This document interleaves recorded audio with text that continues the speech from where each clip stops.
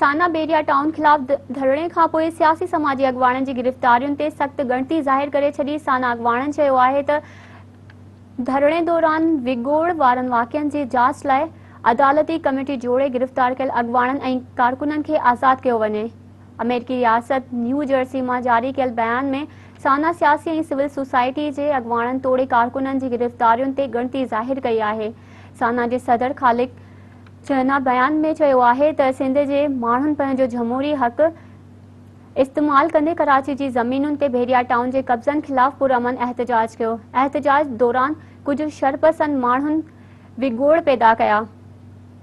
ख़ालिद चना चयो आहे त धरणे में शरीक समूरनि पार्टियुनि ऐं तंज़ीमुनि जे अॻवाननि बेरिया टाउन आॾो पेश आयल वाक़े खां लातालुकी ज़ाहिर कंदे वाक़े जी मज़म्मत कई, पर उन बावजूदि सिंध हुकूमत सियासी अॻवाननि ऐं कारकुननि खिलाफ़ केस दाख़िल करे गिरफ़्तारियूं कयूं आहिनि। साना जे सदर सिंध हुकूमत खां मुतालबो कंदे चयो त समूरनि अॻवाननि ऐं कारकुननि खिलाफ़ दाख़िल कयल केस ख़त्म करे गिरफ़्तार कयल माण्हुनि खे आज़ादु कयो वञे। सिंध हुकूमत खे विगोड़नि वारे वाक़े जी जाच लाइ आला सतही अदालती जाच कमेटी जोड़णु घुर्जे। साना सदर सिंध सरकार खां मुतालबो कयो त बेरिया टाउन ऐं कब्ज़ा माफ़िया जो साथ ॾियण बदिरां मक़ामी माण्हुनि जे हक़नि जो ख़्यालु रखियो वञे।